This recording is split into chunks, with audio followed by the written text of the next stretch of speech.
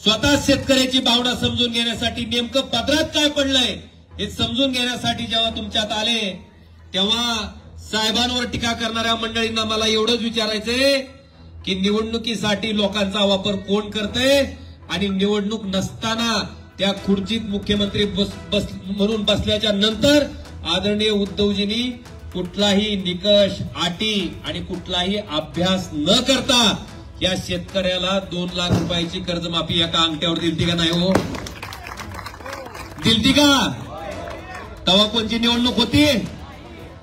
प्रमुख आमच्या कुटुंबाचे सदस्य असल्याप्रमाणेच आम्हाला नेहमी वाटत राहिलं. अशी सन्माननीय उद्धवजी ठाकरे साहेब, आपल्याला माहिती आहे की पूर परिस्थिती निर्माण झाल्याच्या नंतर जी पूर परिस्थिती न भूतो न भविष्यती, त्या पुराच्या पाण्यामुळं शेतकऱ्यांची झालेली अवस्था, शेतीची झालेली बिकट परिस्थिती, गाळानं भरलेल्या विहिरी, खरडून गेलेल्या जमिनी, वाहून गेलेली जनावरं आणि अशा घरात साचलेला पाण्याचा चिखल, ही सगळी परिस्थिती आदरणीय उद्धवजी ठाकरे साहेब स्वतः कुटुंब प्रमुख म्हणून त्या ठिकाणी आले, स्वतः बघितली आणि त्याच्या बाबतीत साहेबांनी विनंती केली होती सरकारला की ह्या शेतकऱ्याला जर आता वाचवायचं असेल तर किमान एका हेक्टरला 50,000 रुपयाची मदत आणि त्याचबरोबर जे वचन तुम्ही विधानसभेच्या निवडणुकीच्या पूर्वी दिलं होतं की शेतकऱ्याचा सातबारा आम्ही कोरा करू, ही संपूर्ण कर्जमाफी त्या ठिकाणी द्यावी, ही प्रमुख मागणी घेऊन आदरणीय उद्धवजी त्या ठिकाणी सरकारला विनंती केली होती. पण आज सरकारनं 31,800 कोटीच्या पॅकेजच्या बाबतीत घोषणा केली. या 31,800 कोटीच्या पॅकेजपैकी प्रत्यक्षात तुमच्या खात्यावर किती पडले? तू काहीच नाही. अजून 70% लोकांच्या खात्यावर पैसे जमा नाहीत. आणि मगाशी दानवे साहेबांनी दाखवलं की एका शेतकऱ्याच्या नावावर किती रुपये जमा झाले असते, जरा अंदाज बांधा बरं. अरे अरे लय जास्त झालं. 6 रुपये जमा झाले. 6 रुपये. हो बाई, 6 रुपये. राजा उदार झाला ना हाती, मला वाटतं भोपळा सुद्धा यायचा नाही. ही अवस्था बांधवानो, त्या 31,800 कोटी रुपयाच्या पॅकेजचं किती दुरावस्था आहे. मला तुम्हाला सगळ्याला विचारायचे की ज्याची विहीर बुजली गेली होती त्याला 30,000 रुपये होते, किती जणांना मिळाले? हात वर करा बरं. ज्याची जमीन खरडून गेली होती त्याला 3.5 लाख रुपये त्या ठिकाणी मिळणार होते, किती जणांना मिळाले? आणि आज उद्धवजी साहेब स्वतः शेतकऱ्याची भावना समजून घेण्यासाठी नेमकं पदरात काय पडलंय हे समजून घेण्यासाठी जेव्हा तुमच्यात आले तेव्हा साहेबांवर टीका करणाऱ्या मंडळींना मला एवढंच विचारायचंय की निवडणुकीसाठी लोकांचा वापर कोण करतंय आणि निवडणूक नसताना त्या खुर्चीत मुख्यमंत्री म्हणून बसल्याच्या नंतर आदरणीय उद्धवजींनी कुठलाही निकष अटी आणि कुठलाही अभ्यास न करता या शेतकऱ्याला 2 लाख रुपयाची कर्जमाफी एका अंगठ्यावर दिलती का नाही हो? दिलती का? तेव्हा कोणची निवडणूक होती? आज त्याच मंडळींना मला विचारायचंय की निवडणुकीच्या आधी तुम्ही दिवाळीला आनंदाचा शिधा दिला आणि निवडणूक झाल्याच्या नंतर आम्हाला हायब्रिड आलं का नाही? तांदूळ कसा आहे, ती जनावर तर खातेली का? म्हणजे निवडणुकीच्या आधी आनंदाचा शिधा, निवडणूक झाली की हायब्रिड.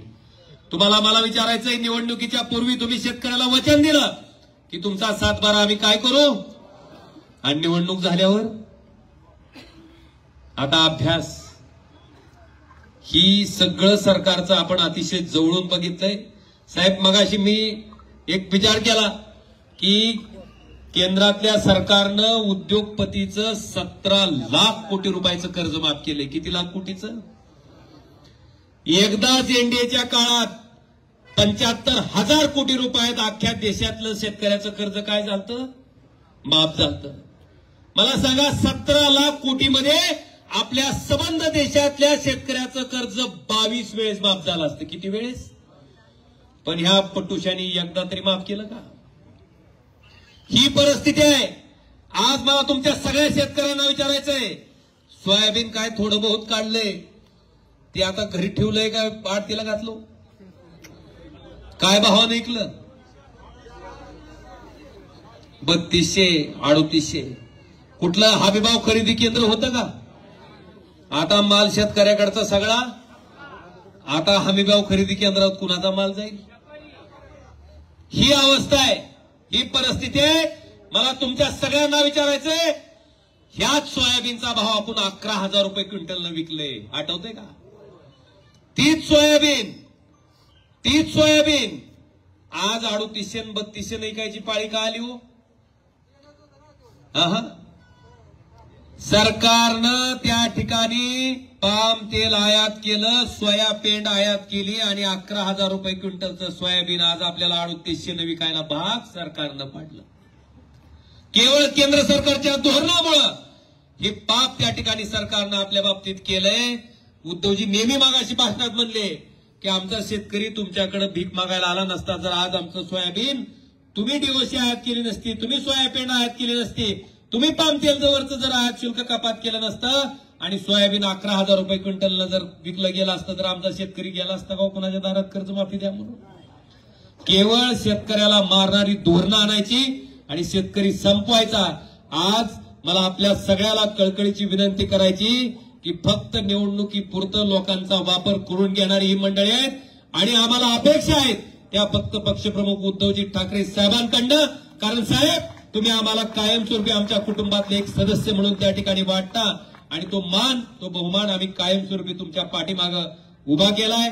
निश्चितपणे जोपर्यंत हे सरकार शेतकऱ्याच्या बाबतीत निर्णय घेत नाहीत तोपर्यंत आदरणीय उद्धवजी ठाकरे साहेब त्या ठिकाणी लढा देणार आहेत आणि आपण सगळ्यांनी त्यांच्या पाठीमागं पूर्ण ताकदीनिशी उभा राहायचंय. राहणार का नाही?